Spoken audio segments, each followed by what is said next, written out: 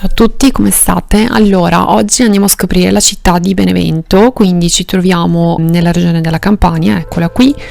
La città si trova in una zona relativamente pianeggiante, tutto attorno, ma poi se ci spostiamo un attimo abbiamo questa montagna, ci sono anche dei parchi tra l'altro molto belli e si tratta di montagna a tutti gli effetti, abbiamo un'altezza massima tra i 1400 e i 1600 metri, in più poi qui vediamo che ci sono comunque tutta una serie di rilievi più bassi, però comunque si tratta di colline, quindi non proprio completamente pianeggiante. Questo ha reso la città appunto relativamente strategico anche in passato. Secondo la leggenda venne fondata dal greco Diomede, in realtà sembra venne fondata dalla popolazione degli Osci, e poi abbiamo avuto direi 4 fasi importanti per la storia della città: periodo con i Sanniti, periodo con i Romani, periodo con i Longobardi e periodo con il Papato, che sono stati periodi anche relativamente lunghi. Allora, i Sanniti sono stati coloro che hanno controllato la città prima dei Romani. I Sanniti si trovavano su questa zona dell'attuale penisola italiana, quindi diciamo centro-sud. Con i Sanniti nella città c'erano principalmente attività agricole e pastorizia. Dopodiché con i Romani la città divenne anche molto importante in quanto si trovava lungo la via Appia, questa via qui che portava da Roma a Brindisi. Si trattava di una strada molto importante per questa parte della penisola italiana. Per i Romani, con i Romani ci fu anche uno sviluppo relativamente importante a livello letterario, e poi c'è stato il periodo dei Longobardi, che è stato forse il periodo che ha reso più importante la città. Nel 571 è iniziato il governo da parte dei Longobardi. In quel periodo Benevento faceva parte della cosiddetta Longobardia Minore. Questa è una mappa dell'Italia molto indicativa di come fosse divisa tra Longobardi e Bizantini, ok? Quindi questa era la Langobardia Minor, che comprendeva principalmente il Ducato di Benevento e il Ducato di Spoleto, mentre spostandoci a nord c'era la Longobardia Maior, che comprendeva tra gli altri centri soprattutto Brescia e Cividale del Friuli. Vennero potenziate moltissimo le mura, tant'è che una buona parte delle mura che vediamo oggi nella città di Benevento risalgono proprio all'epoca longobarda, il che è una cosa veramente super rara da trovare, tant'è che la città di Benevento attualmente è nella lista del patrimonio dell'umanità riconosciuto dall'UNESCO proprio principalmente come sito longobardo. Rientra nel cosiddetto sito seriale Longobardi in Italia, sito seriale cioè un sito che comprende più siti in un certo senso, tra cui appunto per esempio anche Brescia e Cividale del Friuli. Dopo i Longobardi, a partire dall'XI secolo e più o meno continuativamente fino a un periodo tra la fine del XVIII e l'inizio del XIX secolo, c'è stato il governo del pontefice, ok, quindi del papato. La persona che controllava poi andava a governare effettivamente la città era il cosiddetto rettore. Per quanto riguarda l'origine del nome Benevento sono state fatte diverse ipotesi. Mallies era una dicitura che è stata trovata su un'antica moneta. Poi, altra cosa, Maloenton, Malon, tutti i termini, anche molto probabilmente di origine greca tra l'altro, stanno ad indicare, si riferiscono a mandrie di pecore e capre. Effettivamente le attività pastorali, la pastorizia era un'attività praticata molto in passato soprattutto dai Sanniti qui in zona. Tra l'altro è stato anche ipotizzato che Malon significhi toro. Il toro insieme al cinghiale e al bue è uno degli animali simbolo della città, che ha simboleggiato la città per tanto tempo. Tra l'altro, tra parentesi, cinghiale è tutt'oggi nello stemma della città. I Romani hanno ereditato da tutto lo sviluppo di questa terminologia, probabilmente da Maloentum, Malum Eventum, che chiaramente era di cattivo auspicio, e quindi l'hanno modificato in Beneventum, che poi è diventato Benevento attuale. Allora, intanto volevo farvi notare come dal centro della città attuale riusciamo già a capire dove passavano le mura anticamente, quale fosse la struttura della città in passato. Allora, intanto il corso principale della città attualmente è Corso Garibaldi, che si trova qui, adesso lo troviamo, questo, ok?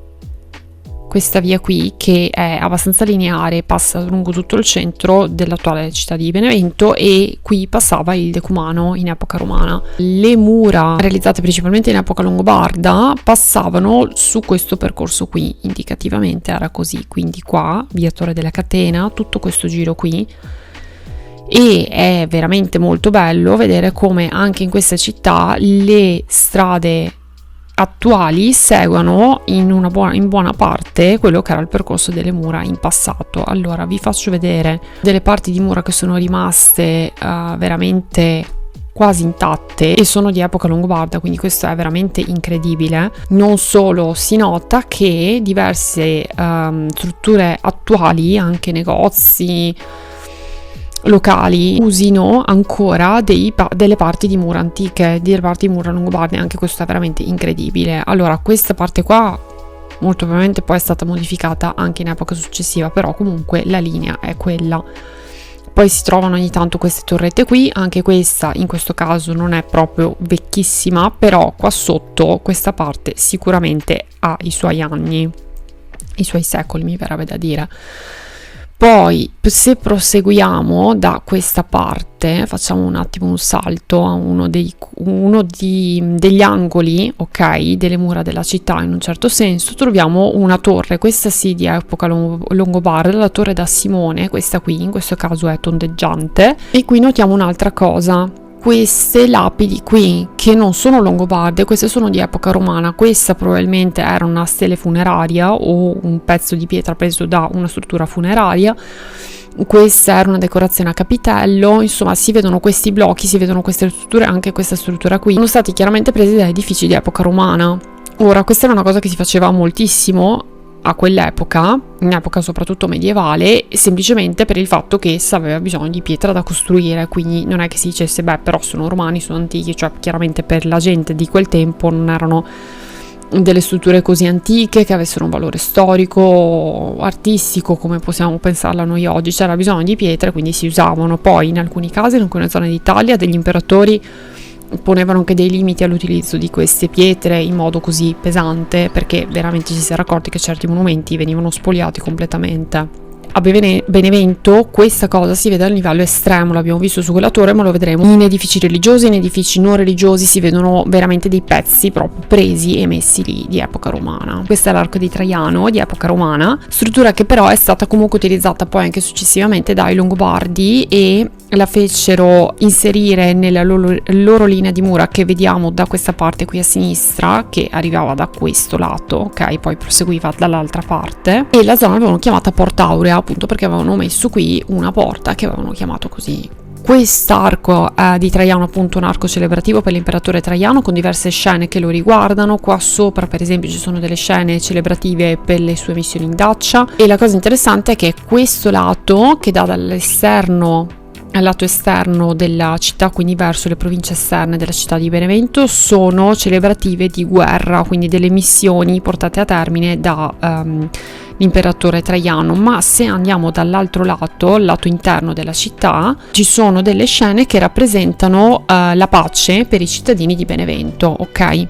È comunque incredibile il modo in cui si sia mantenuto veramente praticamente intatto fino a noi quest'arco, considerando che è del secondo secolo d.C., quindi c'è un po' di storia, ecco. E tra l'altro anche decorazioni molto belle di tipo abbastanza sul classico, con queste colonne che si addossano. Una piccola cosa che volevo farvi vedere proprio velocemente qui, per farvi notare anche come i nomi di certi posti veramente restino per secoli, è questa struttura qui, che vista così non si capisce neanche cosa sia. Questa era una chiesa, la chiesa di Sant'Ilario a Porta Aurea, appunto chiesa quindi dedicata a Sant'Ilario a Porta Aurea. Perché? Perché qui vicino in epoca longobarda c'era appunto questa Porta Aurea ed è una struttura veramente eccezionale se si pensa che originariamente era longobarda. Allora, continuiamo la nostra esplorazione di Benevento e andiamo qui a vedere il bue Apis, questa statua che rappresenta appunto un bue e in realtà sembra sia una statua addirittura egiziana, realizzato in questo materiale che è granito rosso egiziano.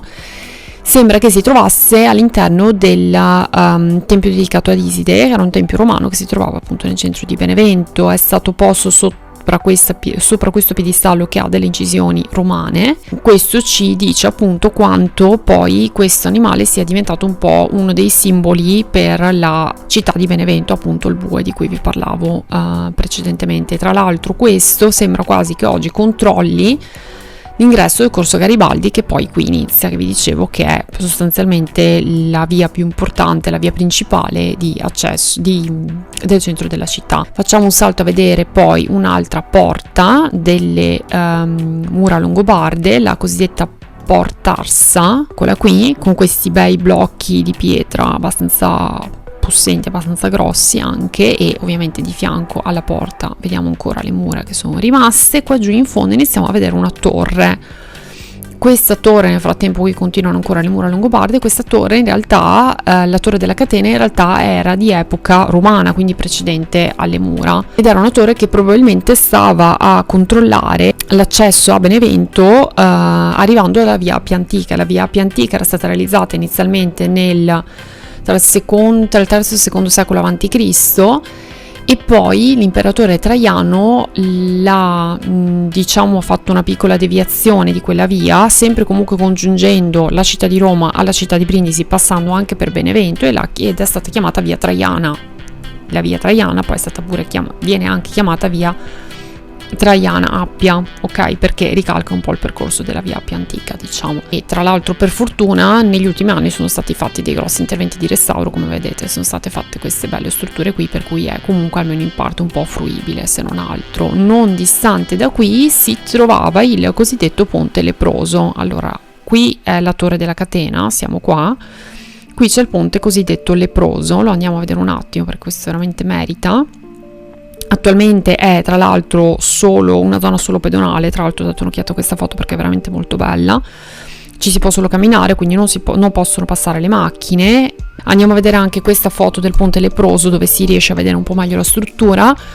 Sembra che sia stato realizzato addirittura verso il secondo secolo a.C., quindi per la via Appia Antica, ok? Struttura tipicamente romana, soprattutto anche per questi grandi blocchi di pietra. E altra cosa interessante che possiamo vedere dalla mappa è che da qui si arrivava direttamente a questa zona Santi 40, che vista così sembra una zona così un po' particolare, anche un po' in mezzo al nulla.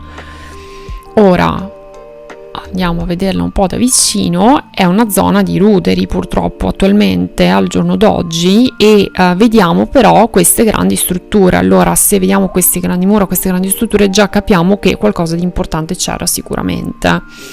Non fatevi ingannare dal nome, che poi ve lo spiego, della zona. E qui c'era un criptoportico romano. Questo era come appariva il criptoportico nel passato fino al 1943. Purtroppo la zona è stata gravemente danneggiata dai bombardamenti americani del 1943. Il grande criptoportico, quindi questa grande arcata, questo grande corridoio coperto con un'arcata molto grande, molto possente, non se ne sa ancora l'uso. Quello che fosse l'uso è anche molto difficile capire quando esattamente venne costruito.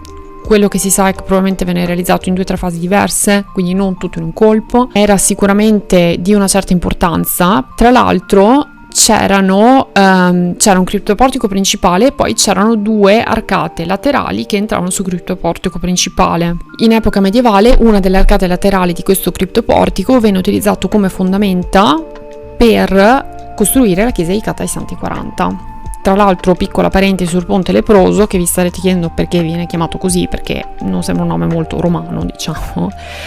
Vicino era stato realizzato un ospedale per i lebbrosi, quindi Ponte Leproso.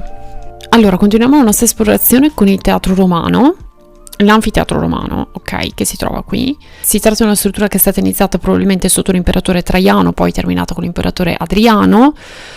Siamo tra il primo e il secondo secolo d.C., ma dai ritrovamenti che sono stati fatti sembra che in realtà il teatro sia stato costruito sopra un edificio più antico. L'anfiteatro è relativamente grande, il diametro totale della cavea è di 89 metri, mentre l'orchestra è grande 30 metri. Vediamo qui tutte queste arcate tuscaniche, ce ne sono 25, ma in realtà sembra che ci fosse anche un ordine di arcate ioniche e corinzie. Una cosa molto interessante secondo me è notare anche tutte queste strutture. Generalmente quando vediamo dei teatri siamo abituati a vedere la cavea, l'orchestra, basta, più o meno. Poi dipende dai teatri, però queste strutture qui così possenti, così grandi, che ci permettono veramente di capire anche molto bene le tecniche costruttive, i materiali utilizzati veramente dai romani, fa veramente impressione. Cioè è fantastico che siano arrivati così, almeno questi pilastroni siano arrivati a noi quasi intatti. Tra l'altro qui si vedono questi incavi dove probabilmente c'erano delle statue. Un'altra cosa molto interessante è che durante la seconda guerra mondiale, appena durante e a seguito dei bombardamenti del 1943, questo ampio spiazzo sia stato utilizzato per mettere al sicuro statue, artefatti e quant'altro di storico che si voleva cercare di salvare. Ecco, altra cosa interessante che possiamo vedere soprattutto in mappa è che se qui abbiamo il teatro romano che è stato quasi risparmiato dai bombardamenti fortunatamente durante la seconda guerra mondiale, qui sopra abbiamo la zona di Santi 40 che abbiamo visto prima che invece è stata quasi completamente distrutta, ma se vedete si tratta di una zona che è abbastanza vicina, non è molto distante, giusto per farvi un po' pensare, ecco. Un'altra cosa che volevo farvi vedere è l'arco del Sacramento. Poi volevo farvi vedere un attimo come era posizionato. Allora, sembra che quest'arco si trovasse lungo il Cardo Maximus, che probabilmente era questa via, e vedete che c'è una via anche attualmente. Tra l'altro da qui si poteva arrivare anche all'anfiteatro, e se andiamo un pochino più su, qui abbiamo Corso Garibaldi, che sembra, come vi dicevo, fosse il Decumano. Ricordiamo che Cardo e Decumano erano generalmente le vie principali in epoca romana. Oltretutto sembra che quest'arco fosse anche di ingresso per il foro, che quindi probabilmente occupava questo spazio qui. Andiamo a vedere un attimo com'è quest'arco, veramente incredibile. Non sembra quasi un arco romano, perché generalmente siamo abituati a vedere gli archi romani molto bianchi, ok, in marmo generalmente, o in pietra bianca, secondo i materiali che c'erano a disposizione anche nella zona, come abbiamo visto per esempio l'arco di Traiano, appunto visto prima. Qui vediamo che sono rimasti i blocchi di pietra. Evidentemente la decorazione che c'era tutto attorno all'arco è andata perduta. Dentro queste nicchie c'erano delle statue, evidentemente, e qui dietro vediamo comunque delle strutture, ovviamente sono state fatte anche delle strutture di rinforzo, però insomma lì si pensa che ci fosse il foro romano di Benevento. Eccoci alla fine di questo video, questo primo video su Benevento, perché ce ne sarà un altro su un'altra parte del centro. E ho preso questa vista perché mi piaceva particolarmente. Questo è il giardino della Rocca dei Rettori, e qui abbiamo una vista sulla parte un po' più moderna, diciamo, della città di Benevento. Poi in fondo si iniziano a vedere già un po' le colline e anche le montagne, quindi anche un bel po' di verde tutto attorno alla città. E niente, spero vi sia piaciuto, ricordatevi di mettere like, ricordatevi di iscrivervi al canale, e niente, ci vediamo alla prossima, grazie, ciao ciao.